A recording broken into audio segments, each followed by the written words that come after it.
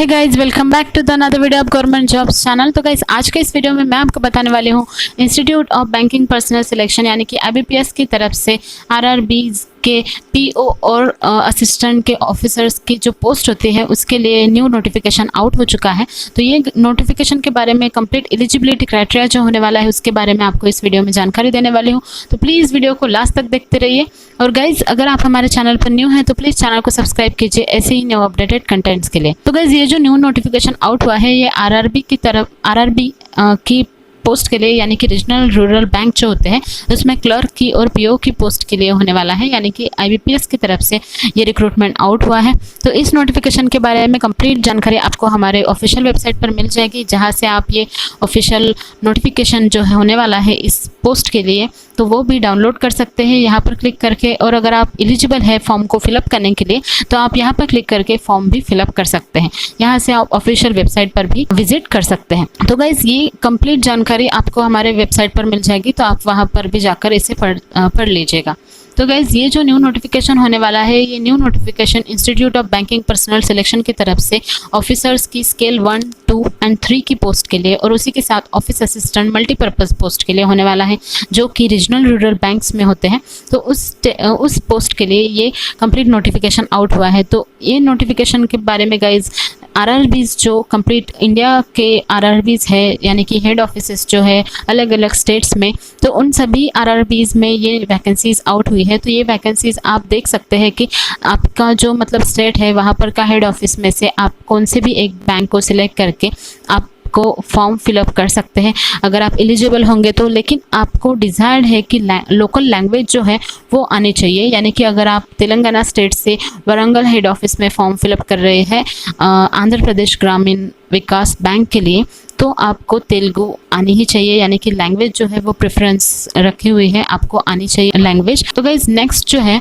इसका जो eligibility criteria होने वाला है ये आपको बताने वाले हूँ। तो ये जो एलिजिबिलिटी क्राइटेरिया होने वाला है इसमें आपको नेशनलिटी मतलब सिटीजनशिप देखने वाले हैं कि आप इंडिया के अगर सिटीज़न हैं तो फॉर्म फिलअप कर सकते। उसी के साथ नेपाल, भूटान, तिब्बतियन रिफ्यूजी और अगर आप Pakistan, Burma, Sri Lanka, East African countries जैसे कि Kenya, Uganda, United Republic of Tanzania, Zambia, Malawi, Zaire, Ethiopia, Vietnam से आकर इंडिया में सेटल हुए हैं तो आप भी इस फॉर्म को फिलअप करने के लिए एलिजिबल होंगे। और गाइज नेक्स्ट है एलिजिबिलिटी क्राइटेरिया में एज लिमिट। तो एज लिमिट जो होने वाला है गाइज, एज लिमिट आपका वो देखेंगे 1 जून 2021 को, यानी कि 1 जून 2021 को ही आपका एज लिमिट काउंट किया जाएगा, एज काउंट किया जाएगा कि आप एलिजिबल है या नहीं। तो ऑफिसर स्केल 3 की पोस्ट जो है सीनियर मैनेजर की पोस्ट, तो वहाँ पर मिनिमम एज होनी चाहिए 21 ईयर्स और मैक्सिमम एज होनी चाहिए 40 ईयर्स तक।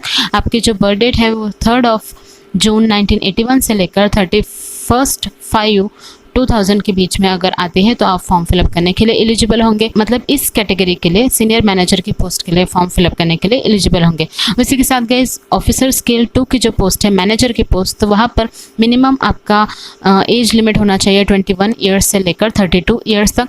तो आपकी जो बर्थ डेट है वो 3 जून 1989 से लेकर 31/5/2000 के बीच में आनी चाहिए। तो आप ऑफिसर स्केल 2 मैनेजर की पोस्ट के लिए फॉर्म फिलअप कर सकते हैं। उसी के बाद guys officer scale 1 assistant manager के लिए 18 ईयर्स से लेकर 30 ईयर्स तक मैक्सिमम आपकी एज होनी चाहिए और आपकी बर्थ डेट 3 जून 1991 से लेकर 31/5/2003 के बीच में आपकी एज मतलब आपका बर्थ डेट होना चाहिए। और नेक्स्ट जो है फॉर ऑफिस असिस्टेंट जो कि मल्टीपर्पज़ पोस्ट के लिए होता है, तो यहाँ पर एज जो लिमिट है वो 18 ईयर्स है मिनिमम और मैक्सिमम 28 ईयर्स है। तो आपकी जो बर्थ डेट है वो 2 जून 1993 से लेकर 1 जून 2003 के बीच में होनी चाहिए। तो गाइज अगर आप मतलब एलिजिबल होंगे तो आप इन वेरियस पोस्ट के लिए फॉर्म फिलअप करने के लिए एलिजिबल हो सकते हैं। तो जो रिलैक्सेशन मिलता है गाइस वो आपको कैटेगरी वाइज मिलेगा। उसी के साथ PWBD कैंडिडेट्स और एक्स सर्विसमैन कैंडिडेट्स के लिए भी अलग अलग जो ईयर्स होते हैं उनके हिसाब से एज में रिलैक्सेशन मिल जाएगा। तो नेक्स्ट है गाइस जो एज लिमिट के बाद आता है वो है एजुकेशनल क्वालिफिकेशन। तो एजुकेशनल क्वालिफिकेशन में गाइस ऑफिस असिस्टेंट की पोस्ट के लिए यानी मल्टीपर्पज़ पोस्ट के लिए बैचलर डिग्री होनी चाहिए किसी भी रिकग्नाइज यूनिवर्सिटी से, और आपको वहाँ की मतलब जिस किसी स्टेट से आप फॉर्म फिलअप कर रहे हैं, आरआरबी से फॉर्म फिलअप कर रहे हैं, तो आपको वहाँ की लोकल लैंग्वेज आनी चाहिए।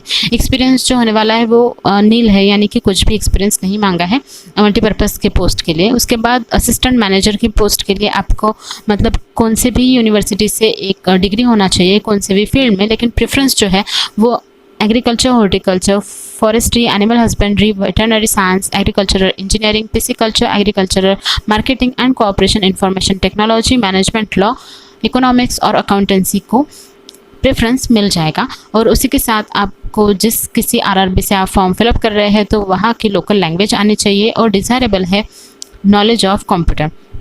आपके पास अगर थोड़ा बहुत कंप्यूटर का नॉलेज है तो भी वो डिज़ायरेबल होगा। नेक्स्ट है ऑफिसर स्केल 2 की पोस्ट, जो कि जनरल बैंकिंग ऑफिसर्स मैनेजर की पोस्ट है। तो यहाँ पर भी गाइज आपको डिग्री होनी चाहिए किसी भी यूनिवर्सिटी से, कौन से भी स्ट्रीम में, लेकिन 50% आपका एग्रीगेट मार्क्स होना चाहिए। और जो प्रेफरेंस है वो ऊपर के हिसाब से, यानी कि banking, finance, marketing, agriculture, horticulture, forestry, animal husbandry, veterinary science, agricultural engineering, pisciculture, agricultural marketing and cooperation, information technology, management law, economics and accountancy के जो कैंडिडेट्स होंगे मतलब जिन्होंने इस किसी सब्जेक्ट में अपनी डिग्री ले रखी है, तो वो उनको प्रेफरेंस मिल जाएगा मैनेजर की पोस्ट के लिए। उसी के साथ एक्सपीरियंस जो है गाइज 2 ईयर्स का एक्सपीरियंस होना चाहिए इन अ बैंक और फाइनेंशियल इंस्टीट्यूशन। तो गाइज ऑफिसर स्केल 2 की जो पोस्ट है स्पेशलिस्ट ऑफिसर मैनेजर की पोस्ट, तो यहाँ पर गाइज इंफॉर्मेशन टेक्नोलॉजी के ऑफिसर्स मतलब जिन्होंने इंफॉर्मेशन टेक्नोलॉजी में डिग्री ले रखी है विद एग्रीगेट 50% मार्क्स, तो वो भी फॉर्म फिलअप कर सकते हैं। उनके पास डिज़ायरेबल क्वालिफिकेशन है कि सर्टिफिकेट होना चाहिए ASP, PHP, C++, जावा, VB, VC, OCP एक्सेट्रा के सर्टिफिकेट्स होने चाहिए, और 1 ईयर का एक्सपीरियंस होना चाहिए उनकी रिलेवेंट फील्ड में। उसके बाद चार्टर्ड अकाउंटेंट की डिग्री होनी चाहिए, और 1 ईयर की आपको एज अ चार्टर्ड अकाउंटेंट का एक्सपीरियंस होना चाहिए। लॉ ऑफिसर्स भी फॉर्म फिलअप कर सकते हैं, लेकिन 50% डिग्री मतलब 50% मार्क्स इन एग्रीगेट होने चाहिए, और 2 ईयर्स का एडवोकेट का आपको सर्टिफिकेट और एडवोकेट होने का आपको एक्सपीरियंस होना चाहिए, जो कि आपने लॉ ऑफिसर इन बैंक्स और फाइनेंशियल इंस्टीट्यूशन में लिया हुआ होना चाहिए। और गाइज नेक्स्ट है ट्रेजरी मैनेजर्स भी फॉर्म फिलअप कर सकते हैं। उन्होंने अगर MBA कंप्लीट किया है फाइनेंस में किसी भी यूनिवर्सिटी से और 1 ईयर का एक्सपीरियंस है, तो वो भी फॉर्म फिलअप कर सकते हैं। मार्केटिंग ऑफिसर्स जो कि MBA in marketing from recognise university और 1 ईयर का एक्सपीरियंस है, तो फॉर्म फिलअप करने के लिए एलिजिबल होंगे। उसी के साथ जो एग्रीकल्चरल ऑफिसर होते हैं वो भी फॉर्म फिलअप कर सकते हैं मैनेजर की पोस्ट के लिए, स्पेशलिस्ट ऑफिसर्स की पोस्ट के लिए, लेकिन 50% एग्रीगेट होने चाहिए वेरियस आपके स्ट्रीम में, और 2 साल का एक्सपीरियंस आपके पास होना चाहिए। ऑफिसर स्केल 3 की पोस्ट के लिए जो कि सीनियर मैनेजर की पोस्ट होती है, उसके लिए किसी भी डिग्री कौन से भी मतलब स्ट्रीम में आपने अगर डिग्री ले रखी है तो भी आप फॉर्म फिलअप कर सकते हैं, लेकिन आपको 50% मार्क्स एग्रीगेट होने चाहिए।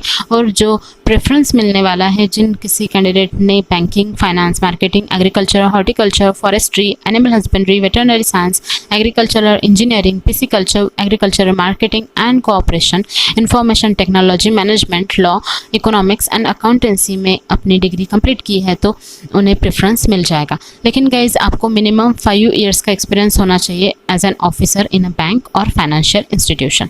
तो गाइज ये कंप्लीट जानकारी थी आपके एलिजिबिलिटी क्राइटेरिया जो होता है, एजुकेशनल क्वालिफिकेशन जो होता है उसके बारे में। तो अगर आप एलिजिबल है या फिर आपकी अभी तक लास्ट जो रिज़ल्ट है डिग्री का, जो आपका रिज़ल्ट है ग्रेजुएशन का, वो अभी तक नहीं है, तो आपका रिज़ल्ट जो है वो कम से कम 28 जून तक लग गया या फिर 28 जून तक आपका रिज़ल्ट आ गया, तो आप फॉर्म फिलअप करने के लिए एलिजिबल होंगे गाइज। लेकिन आपने ये सभी डिग्रीज कंप्लीट की हुई होनी चाहिए 28 जून 2021 से पहले, तो आप फॉर्म फिलअप करके भेज सकते हैं। तो गाइज जितने भी एलिजिबल कैंडिडेट्स होंगे वो फॉर्म को फिलअप कर सकते हैं, लेकिन जो एप्लीकेशन फ़ी है जो कि IBPS चार्ज करता है, तो वो ऑफिसर स्केल 1, 2 एंड 3 की पोस्ट के लिए ₹175 होने वाली है SC ST PWBD कैंडिडेट्स के लिए, और अदर कैंडिडेट्स के लिए ₹850 होने वाला है। उसी के साथ गए मल्टीपर्पज़ ऑफिस असिस्टेंट की पोस्ट, तो उनके लिए ₹175 होने वाला है SC ST कैंडिडेट, PWBD और एक्स सर्विसमैन कैंडिडेट्स के लिए, और ₹850 होने वाले हैं अदर कैंडिडेट्स के लिए। तो गाइज ये सभी आप आपको पेमेंट जो है वो ऑनलाइन तरीके से करनी पड़ती है फॉर्म को फिलअप करने के टाइम। तो इन सभी के बारे में मैंने आपको जानकारी दे रखी है। और इसके बाद गाइस नोटिफिकेशन में नीचे स्क्रॉल करते हुए आने के बाद आपको ये मिल जाएगा कि आप कौन कौन से मतलब कैटेगरी वाइज कौन कौन से पोस्ट आउट है वैकेंसीज़ के तरफ से आप फॉर्म फिलअप कर सकते हैं। यानी कि आप देख सकते हैं कि ऑफिस असिस्टेंट की मल्टीपर्पज़ पोस्ट के लिए कितने जो रूरल बैंक्स है उसमें कितनी पोस्ट मतलब वैकेंसीज़ निकली है, उसके साथ ऑफिसर स्केल फर्स्ट की ऐसे ही कंप्लीट पोस्ट के बारे में आप यहाँ से जानकारी ले सकते हैं। और आपकी जो रूरल बैंक है आपके स्टेट के जो बिलोंग करती है तो वहाँ पर आप जाकर फॉर्म फिलअप कर सकते हैं। तो ये कंप्लीट जानकारी गाइज, ये कंप्लीट नोटिफिकेशन ऑफिशियल नोटिफिकेशन आपको मेरे वेबसाइट पर मिल जाएगा।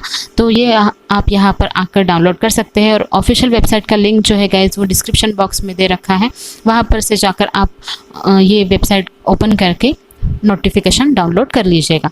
तो गाइज़ आज के इस वीडियो में इतना ही था। अगर आपको वीडियो पसंद आया हो तो प्लीज़ वीडियो को लाइक कीजिए, शेयर कीजिए और अगर आप हमारे चैनल पर नए हैं तो प्लीज़ चैनल को सब्सक्राइब कीजिए। Thank you all.